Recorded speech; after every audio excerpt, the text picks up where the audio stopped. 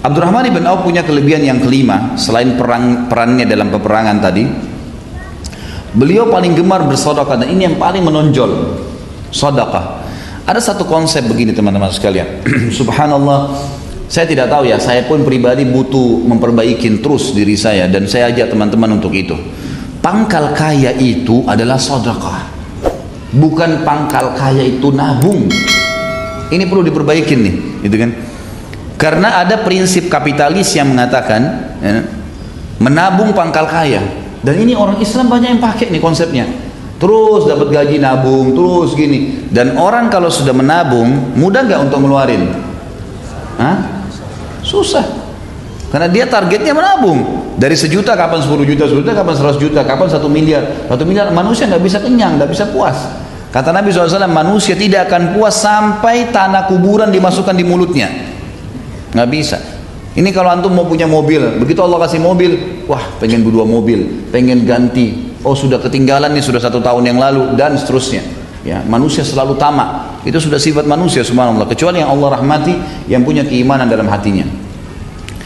Maka Abdurrahman memberikan pelajaran kepada kita, dan sebelumnya waktu kita bahas juga tentang Zubair bin Awam, Talha bin Ubaidillah, Ali bin Abi Thalib, Uthman bin Affan, Umar bin Khattab, Abu Bakar radhiyallahu anhum ajma'in, ini semuanya punya ciri khas teman-teman sekalian. Dan waktu itu yang membuat mereka jadi kaya raya, kayanya luar biasa, kayanya nggak bisa digambarin. Saya baca sampai saya bingung, pakai kalkulator hitung hartanya Abdurrahman nih, gitu kan.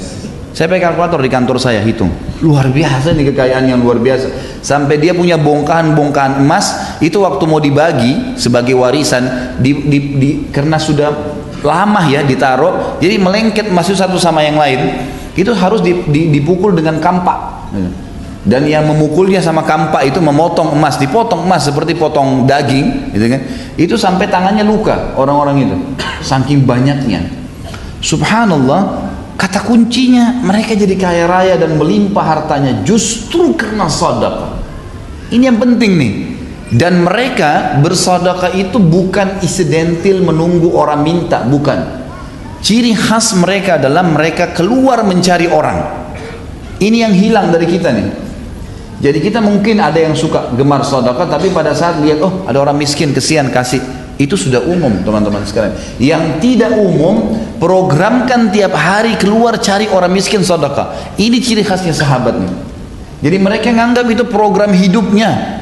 Bahkan di kalangan ahli sejarah mengatakan para sahabat melihat memberikan sedekah di jalan Allah lebih mereka dahulukan daripada mengisi perutnya yang sedang lapar. Bayangin. Jadi artinya mereka tidak mau makan sampai sudah sedekah dulu. Sampai seperti itu. Jadi sedekah itu merupakan sebuah program hidup. Dan subhanallah, dengan sedekah ini terbuka luar biasa pintu-pintu yang tidak masuk di akal kita sudah, gitu kan? Kalau mau pakai hitung-hitungan manusia, mau pakai sistem-sistem kapitalis dan non muslim sekarang ini nggak nyambung sudah. Susah sekali. Gitu kan? Karena bagi mereka mengeluarkan berarti secara matematika berkurang, kan gitu. Kalau kita tidak, Nabi SAW mengatakan dalam hadis sahih riwayat Imam Ahmad, demi zat yang ubun-ubunku dalam genggamannya, tidak ada harta yang berkurang karena sedekah, nggak ada. Dan tidak ada seorang hamba yang bertawadhu, merendah karena Allah, kecuali Allah akan muliakan dia, gitu kan? Jadi memang penyampainya jelas konsepnya. Jadi sedekah itu membuka pintu rezeki, rahasianya itu. Keluarkan akan datang. Hadis Bukhari berbunyi, ya bena Adam, kata Nabi SAW, Allah berfirman, ya bena Adam, anfik alaik. Wahai anak Adam, berinfak dulu di jalanku, baru aku bukakan. Coba kita bersedekah ini, dan sedekah ini nggak boleh setengah-setengah. Emang betul-betul harus yang terbaik. Ya, kita berikan yang terbaik. Bagaimana kita mengeluarkan di jalan Allah Subhanahu Wa Taala dengan tidak ada pamrih? Karena kita tidak bisa teman-teman sekalian mendapatkan ikan paus dengan pakai ya pancingan yang kecil. Untuk mendapatkan ikan paus, ikan yang besar, itu butuh kapal-kapal tanker yang besar, gitu kan? Artinya korbankan sesuatu yang besar, akan datang yang besar. Dan Allah Subhanahu Wa Taala dengan kemahamurahannya, kita kalau keluarin 1 juta nih, Allah nggak balas 1 juta, enggak. Allah Subhanahu Wa Taala akan balas kita 100 juta, lebih besar. Efek ibadah itu kalau kita kerjakan, balasannya berlipat-lipat. Kita sudah tahu balasannya 10 sampai 700 kali lipat. Ini bukan hanya dalam masalah pahala puasa, masalah sholat, tidak. Masalah sedekah itu pasti dijanjikan bisa 10 sampai 700 kali lipat yang dibalaskan. Itu sudah jelas. Tadi hadis berbunyi tidak akan berkurang harta karena sedekah. Kalau kita keluarkan sebagai ibadah, itu akan dibalas oleh Allah 10 sampai 700 kali lipat. Ini janji. Dan kita tahu innallaha la yukhliful mi'ad. Allah tidak akan pungkiri janjinya. Wa man asdaqu minallahi qila. Siapa yang lebih jujur daripada Allah dalam pernyataannya? Enggak ada. Ini janji. Ini ciri khasnya sahabat. Tahu betul janjinya Allah. Tahu betul apa yang disampaikan Nabi SAW benar. Enggak mungkin salah. Maka mereka terapkan dalam kehidupan mereka. Coba diperhatikan bagaimana perilaku-perilaku para sahabat pada saat mereka bersedekah. Mereka selalu memberikan yang terbaik. Bahkan yang mereka berikan itu minimal sama dengan apa yang tertinggal di hartanya. Jadi misalnya mengeluarkan setengah harta, itu minimal perilaku mereka itu. Ya. Jadi ada yang mengeluarkan sampai seluruh hartanya dikeluarkan. Ada yang mengeluarkan minimal setengahnya. Ini luar biasanya. Mereka selalu melakukan perbuatan tersebut dengan keyakinan ini tidak akan berkurang harta karena bersedekah. Allah Subhanahu wa taala akan mengembalikan kepada kita berlipat-lipat ganda, dan diantaranya bukti nyata Abdurrahman bin Auf. Abdurrahman radhiyallahu anhu pada saat tiba perang Badar, beliau sempat bersedekah dengan 2000 dinar. Dan pada saat itu Abdurrahman di perang Badar masih baru memiliki harta 4000 dinar dikatakan. Jadi seluruh uang yang dia miliki itu 4000 dinar. 1 dinar ini teman-teman sekalian kalau kita kurskan di hari sekarang sekitar 1.600.000. 1 dinarnya, gitu kan? Ini subhanallah kurang lebih nilainya itu 32 miliar. Keluarkan di jalan Allah setengah yang kita milikin. Gini ada deh contoh rasional, teman-teman coba kalau pas lagi di kantongnya sekarang ada 50.000 dua. Anggaplah uang 50.000 satu utuh, yang 50.000 kedua itu ada pecahan 10.000, 5.000, 1.000. Kemudian lewat celengan masjid, lewat fakir miskin, kira-kira yang mana antum keluarkan? Hah? Kira-kira bisa nggak, mampu nggak melawan jiwa kita untuk menarik yang 50.000 utuh, bukan pecahan, yang 50.000 utuh. Abdurrahman memberikan pelajaran kepada kita teman-teman sekalian, rasa yang ada secara eksternal dari tubuh dan perasaan yang ada internal dalam tubuh itu ditundukkan untuk Allah Subhanahu wa taala. Luar biasa. Jadi ini ditundukkan untuk Allah. Ini penting ya. Rasa takut, rasa suka, rasa sedih, rasa tunduk dan itu semua dikembalikan kepada Allah Subhanahu wa taala. Abdurrahman radhiyallahu anhu memiliki setengah harta dan masih baru menggalang ya usahanya. Maka yang dia keluarkan pada saat dipanggil jihad setengahnya. Langsung 2000 dinar pada saat itu dikeluarkan oleh Abdurrahman. Ia juga menyumbangkan pada saat ya waktu yang lain, yang paling sering dia lakukan adalah begitu dapat keuntungan maka dia langsung, kalau kita sekarang mungkin mobil pick up ya, dia langsung menyiapkan 1 ekor unta, 3 ekor unta. Bahkan disebutkan dalam riwayat yang masyhur tentang beliau seringkali setiap dapat keuntungan pasti membeli unta. Unta itu dilengkapi dengan, kalau zaman dulu tuh memang dilengkapi ada unta khusus untuk mengangkat barang.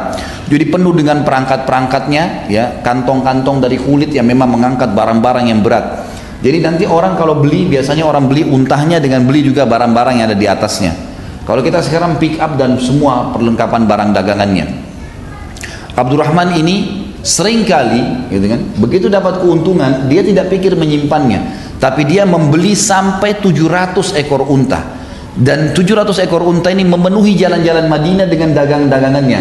Setelah penuh ini, padat macet gara-gara 700 untanya Abdurrahman memenuhi jalan Madinah. Lalu pegawainya salah satu mengiklankan, Abdurrahman mengiklankan untuk kalian, silakan ambil semaunya.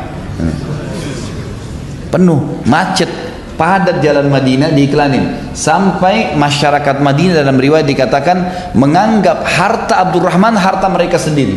Karena Abdurrahman selalu setiap orang datang mau utang diutangkan, setiap ada orang datang mengeluh punya utang dilunasi, dan setiap orang ada tidak pernah menolak. Orang mengatakan saya butuh ini langsung dikasih, nggak pernah. Sampai masyarakat Madinah mengatakan kami makmur di sebelahnya Abdurrahman.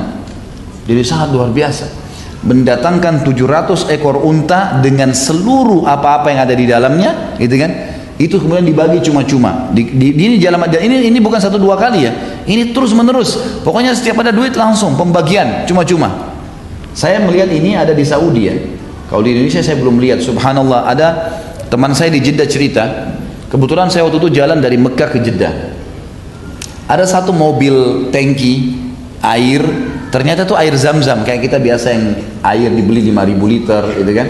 Ada mobil tangki dibeli. Nah ini orang ini ternyata terkenal kisahnya dan dia sudah meninggal, semoga Allah rahmati.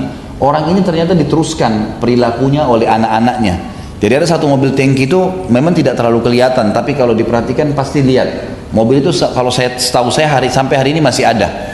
Mobil ini selalu dibayar oleh pemiliknya dari Jeddah ke Mekah khusus untuk mengambil air Zam-Zam, kemudian ditaruh di pinggir jalan. Itu siapa saja yang mau ambil air Zam-Zam silahkan, tinggal bawa galonnya isi, ulang gratis. Jadi dia nggak usah jauh-jauh ke dekat air Zam-Zam dekat haram, tapi dia boleh ambil di situ. Masyarakat banyak ambil. Subhanallah, waktu orang ini meninggal, pemiliknya ini, itu ditemukan waktu itu lagi panas sekali Saudi, sampai kering, tanah itu sampai pecah. Dan waktu mereka gali itu karena tidak ada air, itu keras sekali tanahnya. Subhanallah, waktu digali kuburannya basah, lembab, gitu kan, ada air. Ini contoh, dan saya lihat ini perilaku yang tidak ada di negara kita. Subhanallah, bagaimana mereka membagi-bagi cuma-cuma. Di musim haji itu sudah biasa. Saya pernah waktu tahun 92 ya, waktu itu saya masih SMA. Kemudian saya di Madinah, saya sama sepupu saya, kebetulan ada sepupu saya dari Makassar, sama-sama saya kuliah di sana dulu, sekolah di sana. Waktu itu musim haji, saya bilang sama dia, ayo kita haji aja berdua. Kan dari Madinah dekat, naik bus, kemudian coba kita haji. Waktu itu saya bercanda sama dia, kita haji umum sajalah ya. Kita melihat fenomenanya seperti apa. Tidak ada bus, nggak ada kemah, nggak ada bekal makanan. Waktu itu beasiswa masih belum keluar. Uang di kantong itu sekitar 200 real saya pegang. Bayar bus 80-an kalau nggak salah waktu itu. 60 real kita bayar bus. Sisanya ini untuk bekal nih. Maka yang saya lakukan, saya sama-sama masuk sampai ke Mina. Kemudian di Mina kami jalan kaki ke Arafah. Di dalam memang disiapin untuk berjalan kaki gitu. Jauh, tapi orang jalan kaki lebih cepat. Itu selama saya haji 6 hari teman-teman sekalian, dari Mina ke Muzdalifah, ke Arafah, Arafah ke Muzdalifah, Muzdalifah ke Mina lagi selama 4 hari sampai hari tasyrik.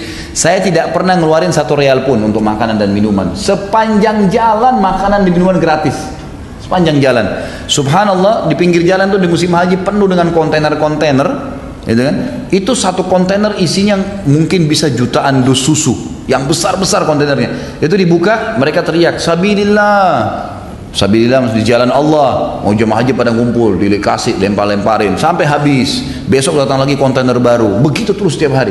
Kita kalau haus tinggal ketuk, buka, minta, dikasih. Makanan, orang yang bawa makanan dimasak sendiri di rumahnya, nasi dan banyak sekali. Subhanallah, orang kalau haji jalan itu di sana itu hiduplah gitu. Makan minum semuanya, dan itu sepanjang jalan di mana-mana ada yang bagi buah-buahan, ada yang bagi minuman, ada yang bagi macam-macam gitu kan. Dan ini perilaku yang luar biasa ini, yang mungkin memang masih belum ada di kita gitu ya. Subhanallah, untuk membagi buka puasa saja kita kadang-kadang di jalan tuh masih sedikit sekali, padahal pahalanya besar gitu kan. Saya coba kemarin suruh pegawai saya, ayo Ramadan di depan restoran aja buka, kasih orang-orang yang lewat. Itu orang sempat heran, ada bagi air sama kurma saja, sama apa yang bisa dibagi. Ini cuma-cuma ya, nggak dibeli. Ya iya, cuma-cuma dikasih. Mereka heran kenapa ada orang berbuat seperti itu. Padahal sebenarnya ini perilaku yang sederhana. Bagaimana dengan Abdurrahman tuh? Unta lengkap dengan seluruh barang-barang dagangannya, gitu kan? Sebagian ahli sejarah coba lebih dalam membahas, satu ekor unta itu bisa mengangkat beban sekitar minimal 60 kilo di kanan dan 60 kilo di kiri, jadi 120 kilo beban. Ada yang mengatakan ada jenis unta bisa mengangkat sampai 200 kilo, 400 kilo barang-barang kebutuhan ya, kemudian itu dibagi cuma-cuma, habis sudah. Jadi sedekah itu program hidup, luar biasa ya. Nah ini hal-hal mendasar yang mesti kita tahu teman-teman sekalian. Dan ingat, ini perilaku sehari-hari, jadwal sehari-hari. Saya pernah sebutkan bagaimana Syekh bin Baz itu memberikan makan 600 orang di pagi, siang, dan 600 orang di malam hari. Selalu di depan rumahnya dipasang AC, dibuka sufra, pokoknya orang sudah tahu ini orang makan di sini gratis, tukang sapu jalan apa segala datang mampir, gitu. Itu luar biasa. Maka perilaku-perilaku seperti ini yang masih belum ada, padahal ini perilaku yang baik sekali. Kemudian beliau seringkali begitu untung dagangan, gitu kan, langsung menghabiskan pada saat itu keuntungannya. Ini perilaku Abdurrahman. Dalam kisah riwayat yang sahih disebutkan, beliau pernah mendapatkan 1 peti emas keuntungan, 1 peti emas keuntungan dagangan. Jadi ini selalu tiap hari bersedekah, tiap hari berdatang. Dia bilang sama istrinya, waktu istrinya tanya, kenapa kau kepikiran? Apa yang pikir apa Abdurrahman? Dia bilang, saya kepikiran nih, 1 peti emas ini saya belum pernah dapat untung sebanyak ini nih. Lalu apa yang kau ingin lakukan? Dia bilang, saya ingin sedekahkan. Ya. Perhatikan ini ummahat kita di sana di belakang, akhwat kita. Ini suaminya mau sedekah, keuntungan 1 peti emas. Kita ini kalau keuntungan 10 juta saja sudah mau antri di bank, gitu kan? Sudah antri panjang pun siap, yang penting bisa nabung. Subhanallah. Ini datang keuntungan 1 peti emas, mau disedekahin semua. Ini sedekah. Program pertama sedekah, bukan beli makanan, bukan beli baju. Istrinya juga tidak bilang sebentar, jatah saya mana? Enggak. Saya mau beli emas dulu, saya mau beliin dulu, enggak. Sedekahkan.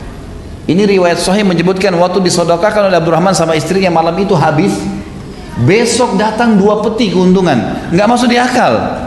Produk yang sama, jumlah yang sama, harga yang sama, untungnya double. Gimana tuh? Hitungan matematika nggak masuk tuh, nggak bisa. Datang 2 peti, dalam riwayat dikatakan Abdurrahman sedekahkan. Hari ketiga datang 3 peti. Terus begitu. Terus makin banyak sedekahkan, makin banyak datang. Dalam Islam, sedekah sama dengan kaya. Itu kata kuncinya. Ya. Jadi jangan malah terbalik. Ini penting sekali. Dan sedekah itu makin banyak datang. Responnya harus begitu. Dan datangnya bukan setimpal dengan yang kita keluarin 1 juta datang 1 juta, enggak. Keluarin 1 juta datangnya 100 juta. Itu harus dengan keyakinan. Jadi teman-teman sekalian, materi seperti ini bukan, antum jangan datang di sini, ikhwah dan akhwat, ini datang cuma testimoni, mau tes saja. Majelis ilmu enak nggak ya? Rame-rame di Blok M dingin ada AC-nya, bukan itu.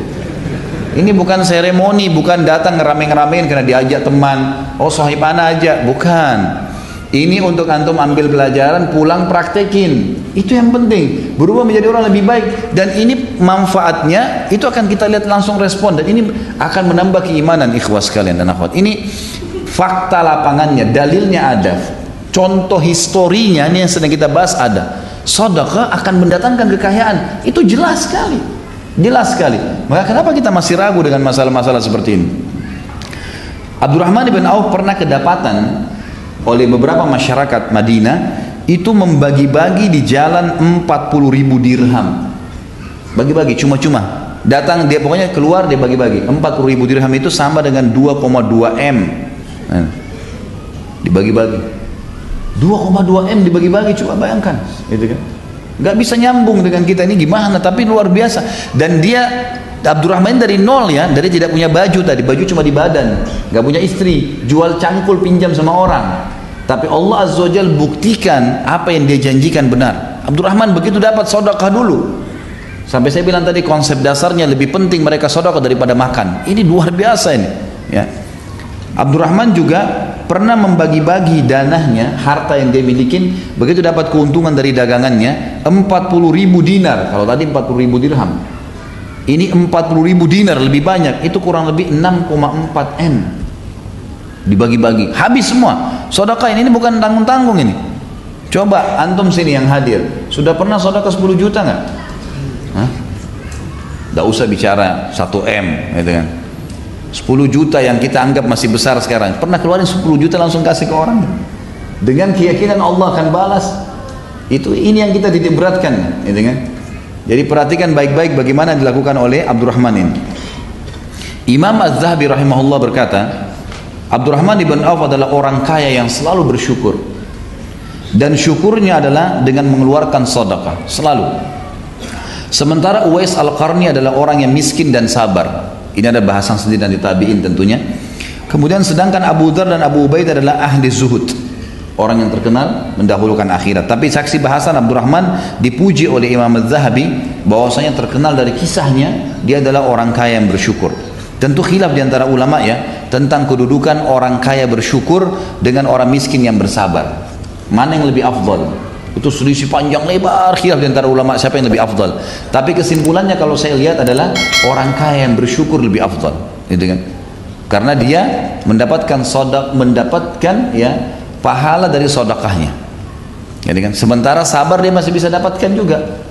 Dan orang miskin tidak bisa mendapatkan masalah sedekah. Dalam hadis Bukhari ada sahabat-sahabat yang datang dan berkata, ya Rasulullah, sahabat-sahabat kami yang kaya mendahului kami. Karena kami sholat, mereka sholat. Kami puasa, mereka puasa. Tapi mereka mendapatkan pahala plus karena memberikan kepada kami bantuan, sedekahnya, gitu kan? Lalu beritahukan kepada kami, kata para sahabat, amal yang kalau kami kerjakan bisa minimal menyamai pahala mereka.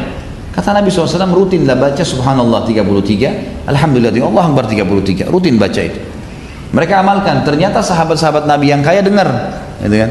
Mereka datang kepada Nabi SAW, ya Rasulullah, kata orang-orang miskin datang lagi, ya Rasulullah, sahabat-sahabat kami yang kaya itu dengar juga amalan itu, dia amalin juga, dan itu. Maksudnya ini sekarang beritahukan lagi kami amal lain, gitu.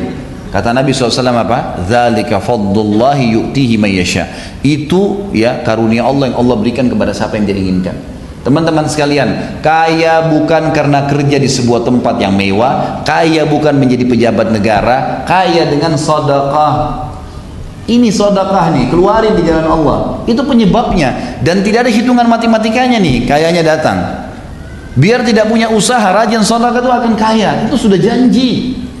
Ini dari tadi saya teriak-teriak ini, kalau sampai keluar sebentar masih ada yang pelit, ini luar biasa. Kalau saya punya cambuk, saya cambuk. Nah, iya, nggak bisa lagi. Ini sudah kata kunci rahasianya di situ. Sedekah dapat, gitu kan?